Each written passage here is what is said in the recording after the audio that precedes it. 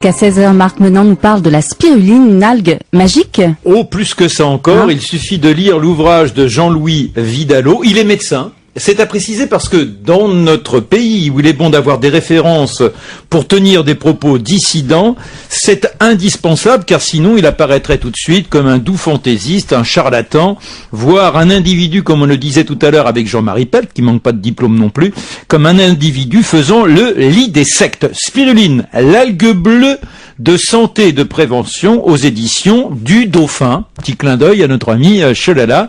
Docteur, bonjour. Bonjour. Cette spiruline, vous allez nous la présenter, mais tout de suite il faut savoir que c'est une algue qui n'a rien de marine. Qui peut être marine, tout autant que... Ah bon? Moi je la connaissais comme algue d'eau douce et venant en particulier des lacs d'Amérique du Sud. Des lacs africains avant d'être d'Amérique du Sud. Cette algue, c'est tout simplement notre ancêtre. Essayez de vous souvenir. Il y a 3,5 milliards d'années... Je m'en souviens. Non, mais je suis pas d'aujourd'hui. Lorsque ce qui allait devenir notre planète n'était qu'une espèce de magma de lave et de poussière, le premier rayon de soleil qui a réussi à mobiliser un microcorpuscule qui déjà à l'époque faisait 1/10 de millimètre et qui était spiralé, on en a les preuves fossiles, a réussi à lui faire ce prodige physico-chimique sans lequel nous ne serions pas là, qui est la photosynthèse. C'est-à-dire qu'à partir d'un trait de lumière, d'un côté il a créé de l'oxygène et de l'autre côté de la matière et... Mais là, docteur, vous êtes en train de nous suggérer que la spiruline est l'ancêtre de tous les organismes vivants. Exactement. Alors, mais ça, on en est à peu près certain parce on en est certain, on a des preuves trophobolites, on a notamment des preuves. Alors, on l'appelle algue parce que c'est plus élégant, et c'est vrai que c'est la plus primitive de toutes les algues bleues, puis les algues lichens et les végétaux supérieurs, mais c'est tout autant au plan biologique la plus primitive des cyanobactéries, qui a donné naissance ensuite aux amibes, aux invertébrés, etc., et à l'homo sapiens que nous sommes. Elle est à l'origine de la lignée animale comme de la lignée végétale. Est-ce que ça pourrait sous-entendre qu'il y ait là tous les potentiels du vivant de telle sorte que ce qu'elle contient puisse permettre aux organismes de se régénérer, d'où l'idée d'algues miraculeuses? Très exactement. D'ailleurs, je sais que vous avez vu l'ouvrage, et que vous avez pas été sans remarquer que j'insiste beaucoup sur un des constituants de la spiruline, la phycocyanine, qui est ce pigment bleu. On en parlera tout à l'heure, je l'ai noté parce que, en plus, vous la développez beaucoup, enfin, vous développez beaucoup cet élément vers la fin du livre. Pourquoi? Parce que précisément, la seule différence entre la phycocyanine et l'hémoglobine, n'est-ce pas, qui est le sang, hein, c'est un petit atome au centre de cette molécule, qui dans un cas est du fer, dans le cas du magnésium, et c'est la seule différence, c'est-à-dire que à partir d'une même cellule, on a créé tous les végétaux à base de chlorophylle ou tous les humains à base de sang rouge. Les mammifères en général. Hein. Jean-Louis Vidalot, je rappelle que vous êtes médecin. Pourrait-on dire... Non, ça c'est vrai alors. Pourrait-on dire qu'il y a, puisque elle est notre ancêtre, néanmoins un ancêtre de la spiruline? Est-ce que l'on a une spiruline qui devient de plus en plus dense, contournant de plus en plus d'éléments qui vont conduire après à ces mammifères, d'un côté, d'abord organismes plus primaires bien sûr, et puis également à aux générations de plantes? Alors c'est une des choses qui m'a effectivement passionné depuis une quinzaine d'années que je m'intéresse à la spiruline, c'est qu'effectivement, comme c'est le plus primitif des organismes, il n'a pas bougé depuis la nuit des temps. Il a exactement 100 membranes cellulaires, sans noyau. C'est le plus primitif des organismes. Il n'a pas évolué. Hein, on en a des preuves fossiles dans les bas-fonds en Australie, en Afrique du Sud, et notamment on a redécouvert la spiruline, comme vous le savez, il y a relativement peu de temps dans le lac Tchad, lors de la grande sécheresse sahélienne, où il y avait une sécheresse où les gars même mouraient par millions qui s'étendait de la Haute-Volta, qui n'était pas encore le Burkina Faso, jusqu'au Mali, Niger, jusqu'au Soudan, et une équipe d'ethnologues, c'était pas des médecins, a découvert sur les bords du lac Tchad une peuplade, les Kanambous, qui était extraordinairement beau, floride, et alors qu'il y avait la même sécheresse que partout ailleurs, et en les regardant vivre, tout simplement, je parle de Monique et de Maxime Brandilly, ils ont découvert que depuis la nuit des temps, ils se nourrissaient quasi exclusivement de cette petite boue verdâtre qui ramassait sur les bords du lac Tchad, qui faisait sécher au sodaï, qu'ils appelaient le dié, et qui contenait tout ce dont l'organisme pouvait avoir besoin. Mais quand vous dites dites, ça n'a pas bougé. Néanmoins, puisqu'on est dans l'idée d'un ancêtre, sa façon d'évoluer a été de créer tout en restant l'être initial, l'être primaire, de développer des branches qui ont conduit à tout ce que l'on voit dans le vivant. Exactement. Exactement. Alors, je vais même plus loin. Parmi les souches que j'utilise, il y a une souche Lonard. Est-ce que vous avez remarqué qu'il y a beaucoup de souches qu'on appelle Paracas, où on les trouve. Et généralement, il y a une histoire. Quand on voit au Mexique, on sait que depuis l'empereur Moctezuma, ils utilisaient la spiruline comme une espèce d'ancêtre de l'EPO. On en parlera éventuellement. Oui, bien sûr, parce que je connais avec le Tour de France, premier 4 de page hier, on se dit, si les gars y allaient de la spiruline, on va y tranquille. Non, parce que vous le développez très bien. Mais si, je vous ai vu, donc je sais pas. Je vois.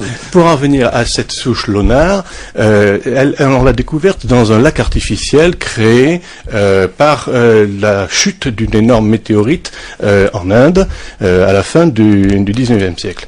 Une énorme météorite qui a fait un cratère de 3 km de diamètre et qui s'est comblé bien sûr des eaux pluviales et des eaux des sources environnantes. Jamais on avait entendu parler de spiruline jusqu'à présent. Et là est née une souche de spiruline un petit peu différente, un petit peu plus spiralée, avec 7-8 spires plutôt que 4-5, etc.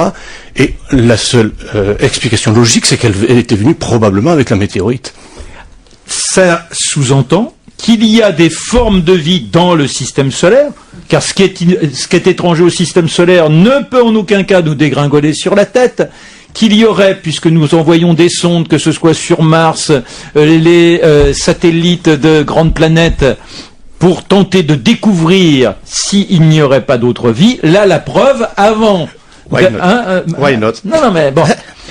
Néanmoins, j'aimerais savoir si la spiruline, quand elle est ensemencée, utilisons ce terme, dans un lac d'Amérique du Sud, est-ce qu'elle va se développer de la même manière que dans un lac d'Afrique, et même entre un lac d'Afrique du Nord, un lac d'Afrique du Sud, parce qu'il est évident que nous sommes tous liés à notre environnement. Et en fonction de l'endroit où elle est posée, est-ce qu'elle va germer en étant densifiée dans tout ce qui la compose? Alors la seule constante, c'est que la spiruline continue à pousser comme à l'origine des temps, par photosynthèse, entre 25 et 35 degrés, de manière optimale, et dans un milieu très particulier. Il lui faut un pH très basique, pH 10-12, très basique. Bon. C'est la raison pour laquelle on trouve par exemple dans le lac Texcoco, qui est une ancienne mine de potasse, une spiruline spontanée.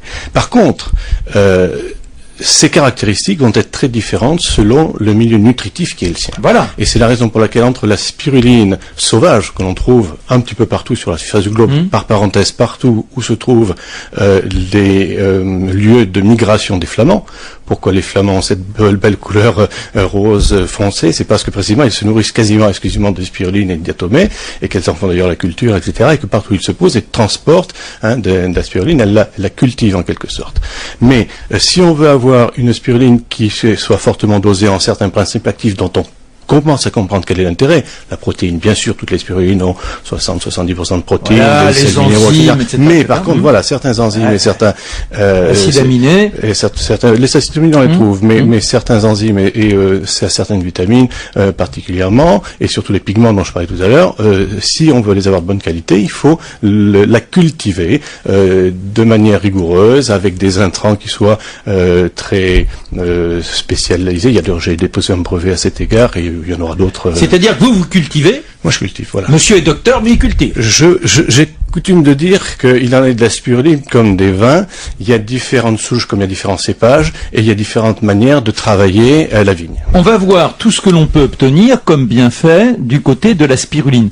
Les premiers éléments informatifs en la matière, on les tient de ce qui s'est passé au Vietnam. Guerre douloureuse s'il en est. On fête cette année l'anniversaire de 68. 68 nos pavés en France, mais c'est l'année du grand bouleversement, l'assassinat de Kennedy, Bob, l'assassinat de Martin Luther King, et puis aussi ce déferlement de forces pacifistes à travers le monde pour gueuler contre la guerre du Vietnam. Et au Vietnam, où on a utilisé énormément d'armes chimiques. Et il semblerait bien que les premières vertus médicinales de la spiruline aient été éprouvées grâce au traitement donnée à des gamins à base de spiruline. Voilà, le problème c'est qu'on a peu de travaux qui datent de cette époque. Par contre, à partir de ces observations dont on a eu connaissance plus de bouche à oreille, il y a eu un deuxième élément qui est maintenant fait autorité, ce sont les irradiés de Tchernobyl, qui sont un petit peu plus près. Alors là encore, vous le dites à un moment dans votre ouvrage, en conclusion de la démonstration que vous tenez, vous voyez, c'est pas uniquement de l'informette, pour utiliser un néologisme qui court sur Internet. Effectivement, on a eu des équipes médicales qui ont traité un certain nombre de personnes et on a suivi l'évolution du traitement. Et là, nous avons les observations, j'en fais référence d'ailleurs dans complètement, oui. Et suite donc aux irradiés de Tchernobyl, des équipes de Minsk ont pris des gamins de manière randomisée, certains ayant un traitement avec quelques grammes de spiruline par jour parce qu'il n'en faut pas énormément, d'autres 100, on a fait des études, etc. Et on est arrivé à la conclusion que 82% des enfants qui étaient irradiés et qui avaient le traitement de spiruline à raison de 5 à 6 grammes par jour, pendant 30 à 40 jours, ne développaient pas de cancer de la thyroïde, alors que 100% des autres le développaient. Mais docteur Jean-Louis Vidalot, ce livre Spiruline, alors vous pouviez pas tout traiter, déjà vous nous expliquez comment elle peut fonctionner, on va revenir sur ses composants, et puis sur l'utilisation en tant que dopage entre guillemets, mais qui serait un dopage noble. Restons sur cette logique. On sait aujourd'hui que nombre de familles sont encore touchées par ce fléau de radiation à Tchernobyl. Vous vous rappelez aussi qu'aujourd'hui, il y a des fuites, qu'il y a un deuxième sarcophage qui est en train d'être préparé pour étouffer les dites fuites, mais il y a des familles avec des gamins qui naissent mal formés. Ça veut dire que si on donnait à toute la population qui se trouve dans la zone de Tchernobyl de la spiruline, il n'y aurait plus ces mauvaises formations? Probablement, et à raison de 80 à 85% de... Et probablement, mais parce que, là encore, la spiruline est actuellement développée essentiellement à usage humanitaire, et ça il faudra quand même le rappeler, car c'est un des éléments où la contestation ne se fait pas, c'est-à-dire que quand on donne à des enfants malnutris 5 à 6 grammes 2 à 3 grammes en fonction du poids de spiruline, des enfants qui ont des kwashiorkor, etc., ils récupèrent en quelques semaines, là où il faut des mois et des mois avec les programmes protéinés habituels. Tandis que là, il faut avoir des éléments probants, scientifiques, randomisés, et jusqu'à présent, nous n'avons pas suffisamment de publications. Voilà, bon, nous sommes avec le docteur Jean-Louis Vidalot, Spiruline, l'algue bleue, aux éditions du Dauphin.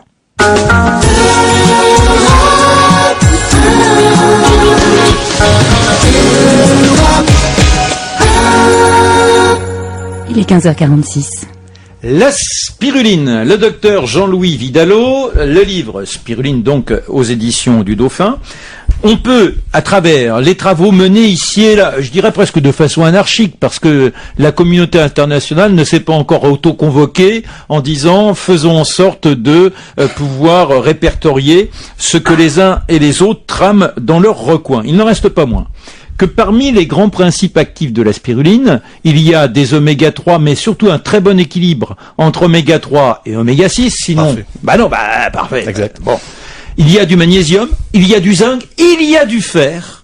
Et c'est très important parce qu'on a tous besoin de fer, et en particulier les sportifs et les femmes, mais si on prend du fer au premier degré en complémentation, ça ne fonctionne pas toujours, et à ce moment-là, en plus, ça a plutôt un effet oxydant. J'espère que tous les lecteurs auront la pertinence de votre analyse, parce qu'effectivement, vous avez le doigt sur quelque chose de très important. En quantité, il n'y a pas énormément de fer dans la spiruline par rapport à certains produits du commerce. Par contre, on se rend compte, et mon autre métier, en plus de la médecine expérimentale, c'est la médecine du sport, donc je suis des sportifs de haut niveau depuis plus de 30 ans, et effectivement, quand j'ai commencé à proposer de la spiruline en complément nutritionnel, alors que tous les produits pharmaceutiques ou fonctionnaient mal ou provoquaient des effets secondaires importants, j'étais surpris. Vous avez quelques cas que je... Oui. J'étais surpris. Non, en particulier, vous parlez d'une jeune femme l'aspiruline, c'est l'un des cas qui permet de mieux comprendre ce que l'on peut en attendre, qui était championne de judo, qui va se lancer dans le Chatsu, hein, toujours championne du monde de jiu-jitsu, voilà, d'ailleurs, hein, oui, voilà. oui, Bon. Et comment elle bien, absorbe d'un seul coup le fer, alors que jusque-là, elle en était en panne. Justement, parce qu'il y a une excellente biodisponibilité, c'est-à-dire que tout le fer et la vitamine B9, l'acide folique qui est contenu dans la spiruline, puisqu'ils sont complémentaires, est absorbé par l'organisme, alors que dans les préparations que l'on donne du commerce ou autre, il est éliminé pour la plupart avec des troubles digestifs, etc. C'est là un point essentiel. On n'a pas eu le temps de l'aborder tout à l'heure avec Jean-Marie Pett, avec lequel on a ouvert l'émission et avec lequel on a évoqué tous ces mécanismes de communication entre les éléments de la nature, éléments vivants. Et il insiste dans son ouvrage pour dire le mot miracle, c'est synergie. C'est-à-dire que je prends une molécule de, ça donne aucun résultat. Prends une autre molécule, ça donne aucun résultat. Et puis si je convoque mes deux en même temps, à ce moment-là, les copines comme coquines, hop, elles vont devenir actives et être extrêmement bénéficiaires.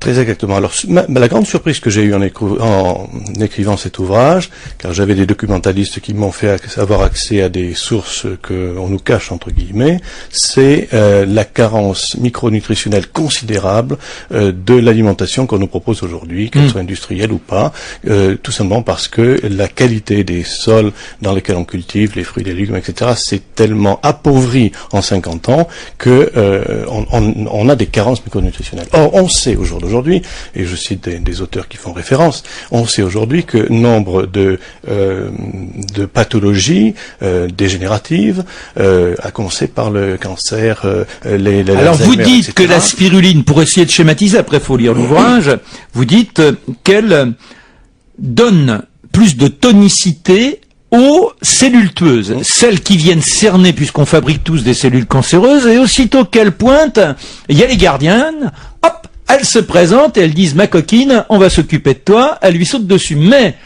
souvent, par une mauvaise nutrition, ces cellules tueuses manquent, elles ne sont pas assez fringantes, donc elles manquent de force et elles sont battues par la cellule cancéreuse. Et là, c'est le contraire grâce à la spiruline. Alors, ça n'est pas moi qui le dis, hein, et là, je fais référence aux 526 ouvrages et travaux que je mets dans l'ouvrage, car il y a des équipes chinoises, russes, américaines, indiennes, françaises, européennes également, qui ont travaillé sur ces éléments-là, notamment en matière de stimulation immunitaire, car la phycocyanine notamment, qui est ce pigment que j'évoquais tout à l'heure, a cette vertu effectivement d'être le plus puissant stimulant immunitaire que l'on connaisse, avec cette capacité de booster les NKC, les Natural Killer Cells, les fameuses cellules tueuses, et ça a été prouvé sur des mais docteur, on s'étonne, c'est pour ça là, je remets le terme docteur en bouche au bon moment pour redynamiser la conversation, parce que certains diraient, là on est quand même avec des illuminés,